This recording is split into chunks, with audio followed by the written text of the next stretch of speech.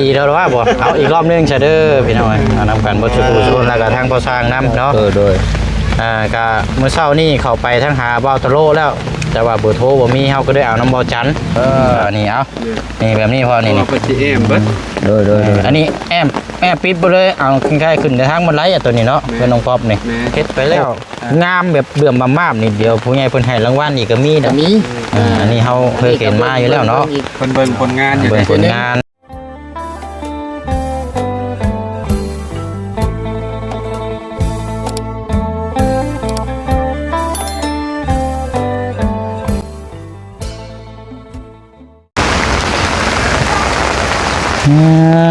เนาะมุงกับไม้18อยู่พี่น้องนับไปนับมาบอกว่าบ่ฮอด50บางคนก็ว่า48บางคนก็ว่า45โอ้ยเนาะเอานับอยู่ว่าปีอยู่นี่แหละพี่น้องเห็นนี่เด้อใช่มันบ่พอแต่ว่าบ่ได้นับหรอกมื้อนี้พี่น้องเนาะมื้อนี้เฮาเปิดภาพมากะคือเก่ามื้อนี้พี่น้องเนาะกับฟ้าฝนตกเอาแท้เอาว่าพี่น้องตั้งแต่เมื่อคืนแล้วก็ตอนนี้เวลาก็เบิ่งก่อนสิเข้าบ่าย2 โมงแล้วพี่น้องเนาะฟ้าฝนก็ยังบ่หยุดบ่เซาอยู่โอ้อาจารย์เฮานี่เห็นแล้วมาเนาะกำลังเดินทางโอ้ยดีท่ายแล้วบาดนี่ต้นกล้วยลงมุ่นเลยสวนกล้วยแล้วเนาะเอาเด้อพี่น้องเด้อเนาะสบายดีพี่น้องแล้วก็สวัสดีน้ำกันเบิดสุขุสุคนพี่น้องเนาะพบเจอกันอีกคือเก่าคือเดิมมื้อเช้านี่ก็ได้แจ้งทางพ่อแม่พี่น้องปะลุงเขาไปน้ำกันพอคร่าวๆแล้วเนาะพี่น้องเนาะเรื่องสำหรับทางให้สร้างเนาะมาเบิ่งเคสของทางน้องป๊อปน้องป๊อปนี่แหละพี่น้องเพราะว่าสร้างเขานี่ก็หลักๆเลยกับทางพี่น้อง FC เฮานี่ก็เห็นดีน้ำลายแล้วก็เพิ่นก็มีผลงานนำเคสของทางเบาตะโลนั่นแหละพี่น้องเนาะแล้วก็บ่เชิงก็ได้พูดคุยกับเบาตะโลน้ำแน่มื้อเช้านี่ถ้าว่าว่างก็ขอเฮ็ดน้ำสร้างเพิ่นนี่ก็ได้บ่ซั่นเนาะแต่ว่าก่อนอื่นพี่น้องเนาะเฮาก็ยังบ่เว้าหยังหลายเพราะว่าเฮาต้องถามทางสร้างนำแล้วเพิ่นสิเอาราคาเท่าใดมื้อนี้นะเพราะว่าความกว้างความยาวนี่ก็จะซ้ำกันขนาดหน้าบ้านของทางน้องใจดีเนาะทรงสไตล์กับสิแบบเดียวกันนั่นแหละพี่น้องเนาะเพราะว่าจะเป็นทรงโมเดิร์นถ้าว่าสิเป็นทรงไม้นี่ก็ไม้นี่มันก็สิเพิ่มไปอีกเพราะว่าไม้สั่งมานี่เอาขนาดแบบเดียวกันนะพี่น้องเนาะประมาณ6x7บ่หรือว่านี่ไรนี่แหละพี่น้องเนาะตอนนี้สร้างกำลังเดินทางมาอยู่เนาะทางพอเกตกับทางหัวหน้าเรามานำกัน2 คนพอเชียงโทรนัดแล้วให้เรามาขึ้นมามงโบสถ์พี่เด้อว่าโค้งเข้ามาขึ้นมาทั้งเทิงพี่เนาะทางทีมงานเขาก็แจ้งบอกแล้วพี่น้อยในกลุ่มเนาะตอนนี้ก็ทั้งอาจารย์ลาวเนาะก็มานำกันพี่น้อยแต่ว่าไผมาบุทวงบุทันก็เดี๋ยวจังมาถามทั้งน้องป๊อปมานำกันอีกรอบนึงเนาะว่ารายละเอียดนี่ค่าจ้างเท่าไรก็ทางนำกันนั่นแหละพี่น้องเนาะเบื้องตัวจริงนำกันว่าทั้งสร้างเขานี่เพิ่นสิเอาราคาเท่าไรพี่น้องเนาะนั่นแหละเนาะก็เนาะผ้าพลนี่ตกพี่น้องก็อยากยากในจังน้อยเนาะเอาเดี๋ยวรุ่นส้มน้ำกันเนาะว่าราคานี่เพิ่นสิเอาเท่าไรพี่น้องราคาจังว่าน้ำกันอีกเนาะราคาล้วนสุดๆเลยบาทนี้พี่น้องโอ้ยเนาะตอนที่แรกคิดว่าจะเป็นมื้อสำหรับทางน้องคำดีเขาเอาไปมามื้อนี้ทางแพทย์ใหญ่เนาะทางแพทย์ใหญ่ด็อกเตอร์เพิ่นก็ได้ลงไปกวดทางน้องคำดีก็ได้ว่าให้กลับมื้อนี้พี่น้องกลับเดินทางมามื้อนี้ก็เลยว่าทางแพทย์เพิ่นว่าถ้าขึ้นมาแล้วประมาณจักเดือนนึงจังลงไปกวดเพราะว่าทั้งแพทย์เพิ่นบ่ได้กวดนะพี่น้องสุขภาพเพิ่นบ่กวดก็ได้เพราะเราแข็งแรงอยู่ถือว่าปกตินะพี่น้องเนาะก็เลยทางไอ้ปั่นโทรมาบอกว่าบ่ได้มีหยังแล้วมีแต่ว่าเดินทางก็เลยโทรบอกทางหน่วยกู้ภัยเขาแล้วกินนี่พี่น้อยเรียบร้อยทางอายุพร้อมทีมงานเนาะกำลังเดินทางไปหับมาอยู่ห้องหมอแล้วก็แม่นจักสิฮอดจังมุ่งแล้วบัดนี้พี่น้องเนาะรุ่นชมเบิ่งน้ำกันอีกพี่น้อยเลิกเดินกระย่าบ่เป็นหยังเนาะแล้วก็บวกกับบ้องครัวนี่ก็ยังการจราจรนี่ก็ยังแบบติดขัดเนี่ยจังน้อยพี่น้องเพราะว่ารถล่างนี่ลายพอทางนี่กำลังเร่งสุดๆเลย ก็ค่ำก็คืนมาเพิ่นก็บ่ได้นอนพี่น้อยเนาะเอากาเดินทางมามื้อนี้น้องครับดีเนาะติดตามรับชมเบิ่งนํกันพี่น้อยแต่ก่อนอื่นเนาะเดี๋ยวเฮามาพูดมาคุยนํกันเวียกงานตัวนี้ทางบ้านน้องป๊อปถ้าจบจากผลเวียกงานไปแล้วถ้าว่าโอเคก็ให้เพิ่นมากบไม้กบตอกเลยเพราะว่าไผเฮือนน้องป๊อปก็มาขึ้นอย่างเรียบร้อยแล้วพี่น้องเข้าเรียบร้อยแล้วพร้อมแว่นประมาณนี้แหละพี่น้องเนาะเอา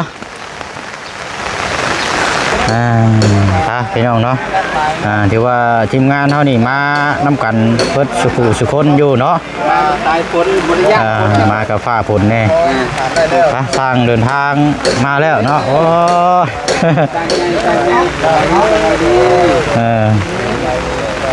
มาเลยลงมือเราได้สวัสดีเด้อเอาทางนี้นำเลยเด้อน้องป๊อปทางนี้นำและเชิญได้ไปคุณแล้วไปเบิ่งหน้างานพอดีละระวังประหลาดได้พี่น้องลื่นได้บอกแล้วให้ชื่อแล้วบอกอยู่เนาะชื่อกระจ้องบ่กระจ้องบ่กระจ้องข่อยหัวข่อยต้องไปเปลี่ยนบ่ได้เอาชนกันไปก่อนโทรศัพท์เจ้าเนี่ยโอเคเฮาเนาะอันเนี้ยยืนอยู่ไสยืนนี่แล้วเนาะแล้วพอนี่มองไหนดีบ่เสียว่าแล้วพอคนเปียกได้นี่อยู่มองมันห่มบ่ว่านี่เนาะในตลาดใช้มองได้เงินบ่ได้ชนได้เช้าน่ะเปียกเลยนะเปียกนะเปียกได้เนาะเอาเปียกแล้วบ่มาอยู่อยู่พี่มาเลี้ยงเที่ยวกันน่าบ่เบิ่งก่อนเด้อยืนยืนอยู่นี่ก่อนบ่ใช่ยันเปียกแล้วเราเทินเปียกเลยเนาะน้องป๊อปมาพี่ชาเจ้ามากางนี่ให้เจ้าน้องป๊อปคุมมันกล้องให้เบาเสียกล้องในเด้อไปเฮาเบิ่งน้ำกันเด้อพ่อเข้ามาพี่ก็ได้พ่อยืนน้ำกันพุ่นละคุมกับที่เราได้ก่อนมีกันจ้องมันมาพี่นี่ก็ได้เห็นอยู่บ่เบิ่งอยู่บ่เห็นอยู่บ่โดยเอาอะไรพี่น้องเนาะก่อนอื่นสบายดีน้ำกันอีกรอบนึงเด้อเบิร์สุคนพี่น้องเนาะอยากเปียกในได้พอเอ้ยเป็นนี่ได้ซะเนาะเอาเดี๋ยวอันนี้ทางใหญ่เฮานี่เนาะอันนี้ทั้งน้ำกันพี่น้อยอันว่าค่อยเนี่ยนิดนึงใกล้ๆเนี่ยก็เฮ้ยไม่ได้ใช่ย้ำมาพี่ย้ำมาพี่เอาพอดเอามาเยิ่มโอ้คักเจ้าเฮ้ยดิไม่บ่เสียงอ่ะโอ้ไม่เราของแท้ว่าเป็นยังได้อยู่คิดว่าเปียกนั่นละเนาะเอาก่อนอื่นก็อยากสบายดีแล้วหรือว่าบ่เอาอีกรอบนึงเฉยเด้อพี่น้อยนำกันบ่ชุกุชุนแล้วก็ทางพอสร้างน้ำเนาะโดยก็เมื่อเช้านี่เข้าไปทั้งหาเบาตะโลแล้วแต่ว่าเบอร์โทรบ่มีเฮาก็ได้เอาน้ำบ่จันบ่จันส่งมาให้ก็เลยโทรปักมาเลยทั้งบ่จันก็ขึ้นมาแต่ลำหน้าทางนั้นกันก็เลยนี่แหละอยากให้ทั้งเจ้าในช่วงนี้ว่างอยู่แล้วว่าพ่อว่างอยู่เนาะโดยจะคนสั่งน้ำกัน3คนเนาะ3คนแต่ว่าลายมันเหยียบตีนกันบ่3คนก็ว่าอยากให้มาเพิ่มอีกคนนึงได้บ่พ่อได้ครับว่าอยากให้ลูกมือเจ้าได้อยากให้ทั้งเบาตะโลมาเป็นลูกมือนำแน่นะได้บ่ได้เพราะว่าทางไปว่าอยากให้เรามีงานแล้วก็มีงานเป็นรายวันกินน้ำกันหรือว่าแล้วแต่ชุมเจ้านะโดย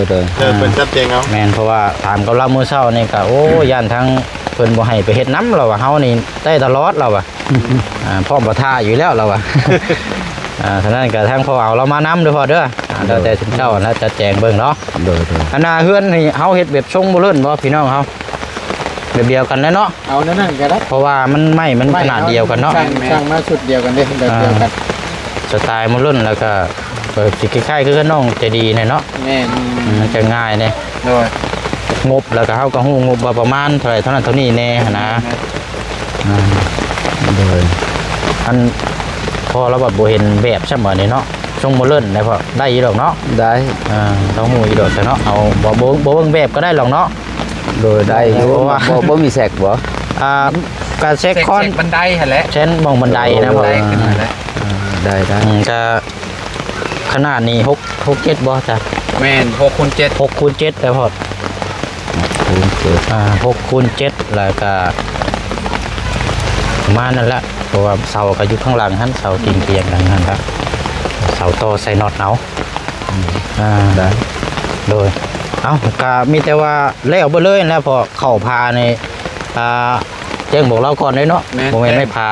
กระจาดได้เป็นไม่พาชลาเลยพอเด้อไม่พาชลามุงอนุซิ่งแล้วก็ทาสีเท่ายังพร้อมใช้งานแล้วเรียบร้อยพร้อมขึ้นไปนอนเลยเอาง่ายๆซะแบบคือเจ้าเฮ็ดเฮือนบ่ตะโลนั่นแหละโดยแต่ว่ามันสิใหญ่แน่จังน้อยเนาะเฮือนหลังนี้มัน6คูณ7เฮือนบ่ตะโลนี่4คูณ5บ่พอแม่นทางนั้นน่ะ4คูณ5คูณ7เดี๋ยวให้ทางพ่อเพิ่นเว้าก่อนบัดนี้พี่น้องในราคาแล้วก็ทางประเมินมาเนาะการเฮ็ดเฮ็ดงานเริ่มมื้อใดด้วยจังไดก็ฟังนำกันเว้าแบบบาข่อยเคยเฮ็ดซำนั้นเพื่อนหันใหญ่ซำนั้น6คูณ7แล้วก็25ล้าน25ล้านเนาะโดยแล้วบ่เลยบ่พ่อแล้วหมดเลยแบบว่าท่าชี้กับท่าชี้ไม่บอนใดนั่นก็ท่าได้เป็นขอบเป็นโลโก้ประตูหน้าต่างประตูหน้าต่างแล้วก็ลูกติ้งเท่านั้นแหละมันก็เรื่องท่าชี้นี่บ่ได้ปานใดได้มีแต่ลูกติ้งกับท่าขอบวงกบกับใบประตูแค่นั้นมันก็บ่ได้หลายแล้วน้องก๊อฟนี่บ่ฮู้ว่าสิได้มีลูกติ้งหรือบ่นะเพราะว่าเราสิอ้อมเบิดตามเราแอมเบิดเราแอมเบิดคือเพื่อนบาตโลนะแบบปิดบ่เลยเห็นบ่แอมปิดแล้วมีแต่ประตูใหญ่เข้าอย่างเดียวเป็นเช็คของบ้านง่อยหัวกระไดสินะก็แบบนี้ครับแบบว่าเจ้าเอาพลังมาเจ้าก็ส่งให้ผู้นี้นั่นบ่สบายเวลาเฮ็ดพ้นบาดเดียวนี้เพิ่นเขาส่งก็ได้เวลาเฮ็ดพ้นบัดอยากเบิ่งหั่นเด้พลังมันแบบนั้นบ่ยากหรอก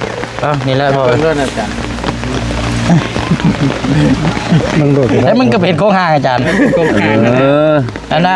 แบบดูแล้วได้ใช่มีอยู่เจดีนะมีบ่อยู่นี่มีเดี๋ยวเด้อไปเบิ่งเด้อนี่โอ้นี่คอนมันใหญ่โพดนี่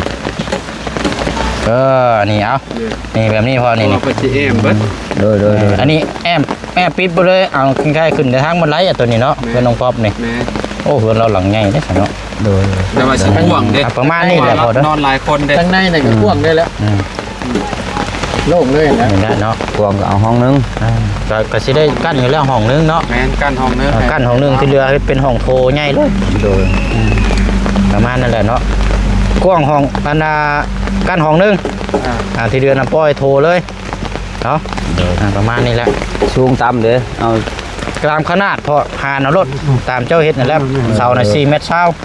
าบ่โดยเสาใน4 เมตรอาหารเบิ่งเนาะเอาได้2 เมตรนั่นแหละมีแต่ซ้ำนั่นแหละเมตรกะให้เมตรเก้าซะรุดทางบ่ได้ลื่นนั่นบ่ได้2 เมตรพอดีงามทันต่ำพอดีงามประมาณ3 เมตรนั่นดี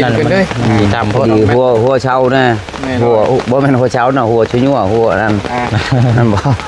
ครับหัวเอาจากศอกมันอยู่นั่นแหละเดี๋ยวได้2 เมตรซะเนาะพอดี2 เมตรโอ้ยคนเฮานี่สูง2 เมตรคนลาวสูง2 เมตรนี่ถือว่าสุดแล้วเมตร8ใส่ยุโรปแล้วเนาะแพงแล้ว2 เมตรสูง160 70นี่ก็ถือว่าสูงแล้วคนบ้านเฮานะแต่ว่าเฮาเพื่อไว้เนาะ2 เมตรนี่พอดีงามได้ทำเพื่อจะได้เริ่มงานกับคุณแล้วเท่าเบิดพ้นเนาะแม่นั่นแหละมันเบิดพ้นนั่นแหละ10 ปลายเนาะว่าเนาะกบไม้กบตอกเนี่ยโดยว่าอีกคนน่ะค่อยว่ากันมั้ยว่าจะเริ่มลงมือคนเบิดมือได้ใส่พี่น้องเฮาได้เช็คเบิ่งอยู่บ่หลัก10ขึ้นไปบ่สิ10พวก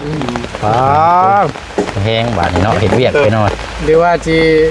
ใช้ในกลยุทธ์แบบผ่ามุ้งบ่โอ้กินลำบากเราแต่ว่าอันตราย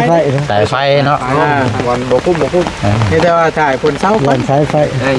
มันเริ่มบ่ได้รีบปานนั้นเนาะเอาอันน่ะคนเศร้าก่อนก็ได้เนาะก็บุญเนี่ยผู้ชื่อก็เป็นทั่วคือกันปล่อยกันทั่วว่าวันเปียกแล้วไปชื่ออันชื่อคันจ้องมาบัดบ่พอมุงหัวจิเนาะบ่ฮู้ชื่อเนาะทั่วแล้วเอาโอเคฉันมีแต่ว่ารวมแล้วนี่25 ล้านเนาะพ่อเนาะโดยแล้วบ่เลยเนาะนั่งกินขึ้นอยู่นอนตีพร้อมขึ้นอยู่เลยแต่ว่ามีอย่างเพิ่มเติมก็จังว่ากันมาอีกเรื่องเทพื้นหรือว่าอย่างใดก็นั่นมันก็ต่างหากอีกเนาะใจต่างกันงานปูนงานไม้ได้เบิดบ่ต้องว้าพี่น้องเอ้ยงานเฮาเห็นแล้วนี่น่ะไปอยู่สุดยอดเลยนี่แหละทางพี่น้อง FC เฮาก็ว่าอย่าให้ทางสร้างพ่อเพิ่นนี่มาทางนี้นำแน่นะดีแล้วเพราะว่าหลาย เฮ็ดทั้งนั้นก็ทางสร้างพุ่นก็มีเฮ็ดเวียกอยู่นะดึงซอยกันพี่น้องเพราะได้เฮ็ดเวียกเฮ็ดงานนั่นแหละ แบ่งกันนั่นแหละดีแล้ว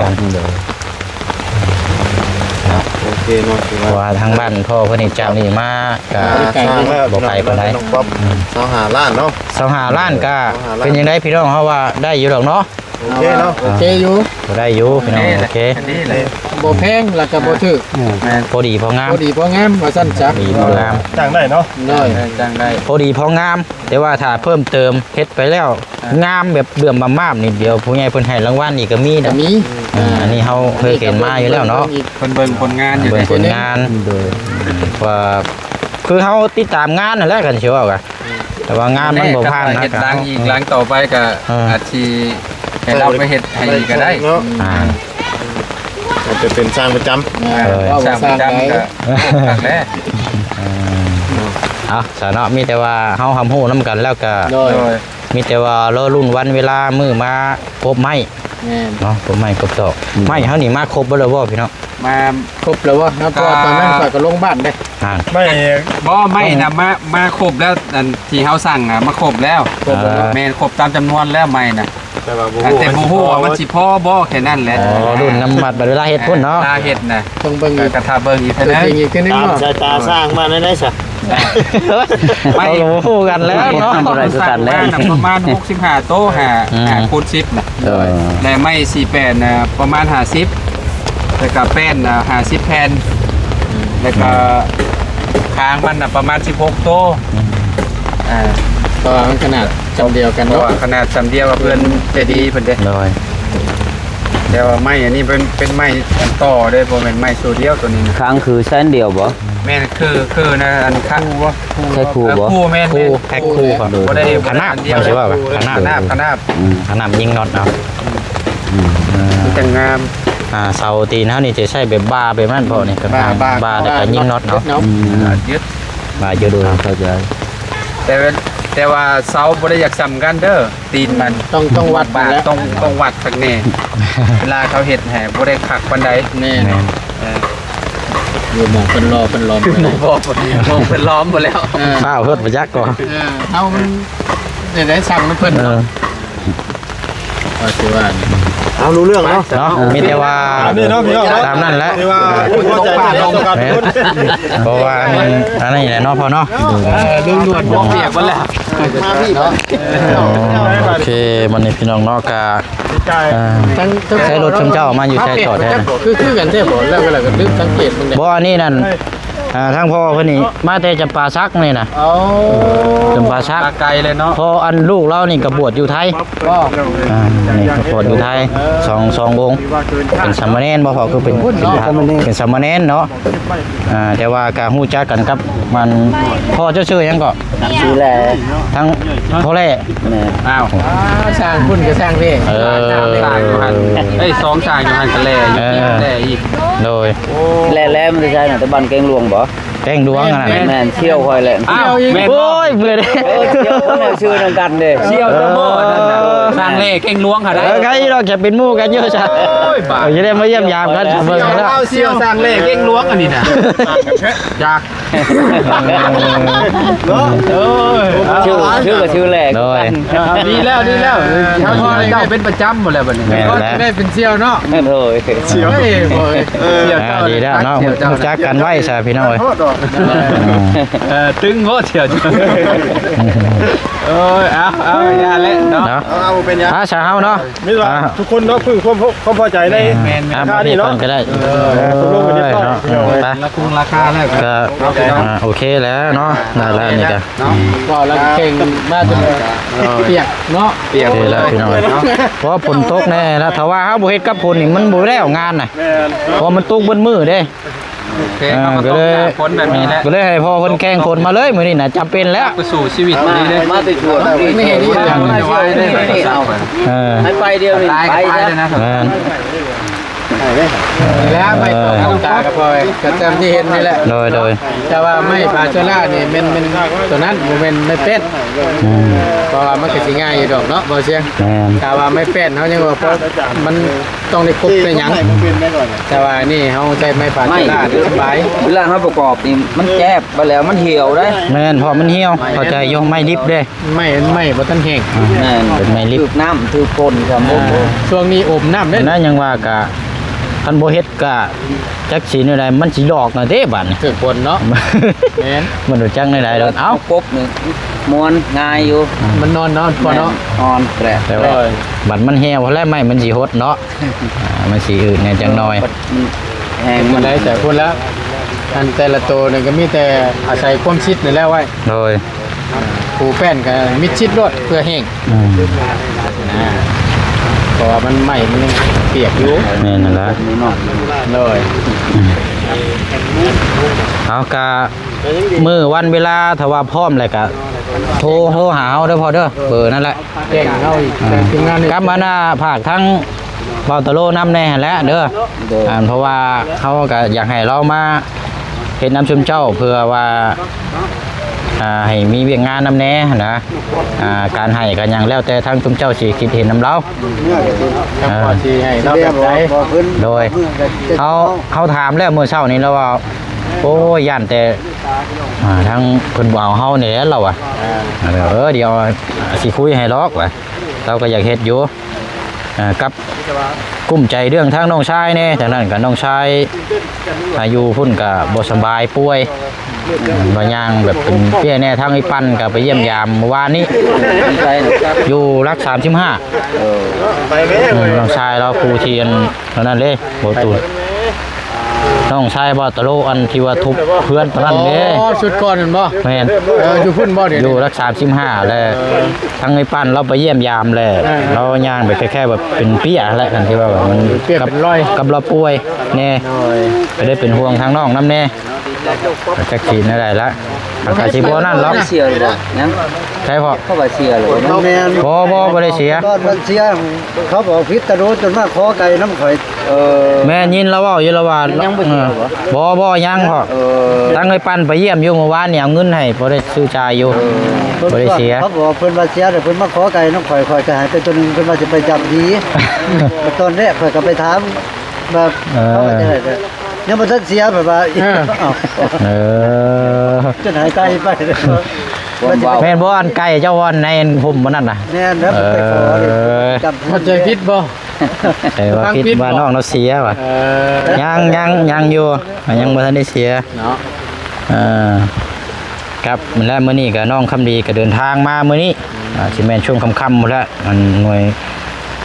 กู้ภัยครับผมเทพสิมาฮอดเดี๋ยวประมาณช่วงค่ำๆหมดแล้ว แบบว่าไผ่เนาะ โดย สบายอยู่เนาะใส่เนาะ อันน่ะ ว่าไผ่ ไฟ เราเข้าเรียบร้อยแล้ว เพื่อนเราก็มีแล้วพ่อยสบายบ่อันนี้เลยสบาย ปืนไฟก็สะดวกสบายบ่ยากเอาเป็นเราเข้าก่อนนะนี่ สำรวจสบายในการเฮ็ดเวยกเฮ็ดงาน แล้ว เสานี่เขาเช่าเนาะ นะ เก้าพ่อ เก้าบ่ เก้า เก้าแล้วไม่ อันนั้นโอเคนะอันนี่แหละชมเจ้าซื้อน้ำเด้อพากันเมื่อนี่แหละเด้อโดยซื้อน้ำเพราะเขาบ่ได้ซื้ออย่างมาครับน้ำซื้อในพากันแวะเมื่อแล้วเนาะพาผลกระตกครับโอ้ย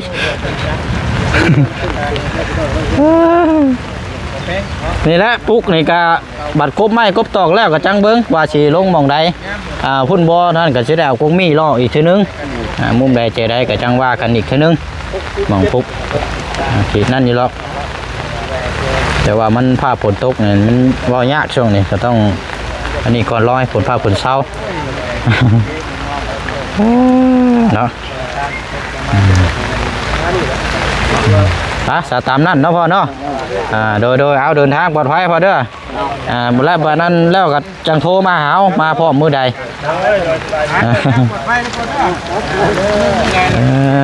พี่น้องเนาะที่คิดไว้พี่น้องเนาะราคาเพราะว่าบ่เช่นคิดว่าทีมงานพ่อคนนี้ก็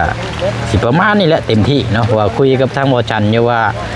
บ่จันว่าเต็มที่นี่เอา ประมาณ25ล้านเราก็ประมาณนี้เลือกเขาว่าเรากับแม่นี่รอเนาะพี่น้องเนาะราคาราคานี่ก็พอดีเนาะพี่น้องเนาะ25ล้านบ่เกินบ่สูงเพราะว่าเราก็เที่ยวแน่ละพี่น้องเนาะไปสายพี่น้องเนาะมีแต่ว่าเฮาได้ทราบฮู้เรื่องฮู้ราวนํกันแล้วก็รอรุ่นรอชมมื้อวันเวลาพร้อมเดินทางให้ทางสร้างเพิ่นมากบไม้กบหยังน่ะก็แม่นนี่แหละพี่น้องเนาะงบในการอันนี้นี่ยังบ่พอเนาะพี่น้องเนาะก็ยังขาดเป็นไม้พาชลาหลังคาแต่ว่าเฮาก็ค่าสร้างค่าหยังนี่ก็นี่แหละพี่น้องยังบ่เชิงก็มีอยู่24ล้านเนาะยังขาดอีกล้านนึงหรือว่าถ้ามาเพิ่มก็สิได้เอาเงินจำนวนนี้แบ่งซื้อเป็นไม้พาชลาหรือว่าซื้ออย่างต่างๆแล้วพี่น้องเนาะอันนี้ก็ทางอ้ายเพิ่นแจ้งมาบอกเนาะทางไอ้ดองว่าให้ทางบ่เชิงนี่เอาสร้างมาพูดมาคุยมาด้วยน้องว่าซั่นเนาะแต่เพิ่มเติมเดี๋ยวจังใดก็เดี๋ยวอ้ายสิเบิ่งนำเพิ่นว่าประมาณนี้พี่น้องเนาะไปเนาะขอมุกขอบใจทางปะดุง FC เฮานํกันเบิดสุขุสุคนเด้อพี่น้องเด้อเนาะทางน้องป๊อปกับเพิ่นเลยพี่น้องเนาะยินดีนํน้องเพิ่นนำเนาะไปเนาะลาพี่ลาน้องไปก่อนบ๊ายบายพี่น้องเนาะสบายดีเด้อพี่น้องเด้อ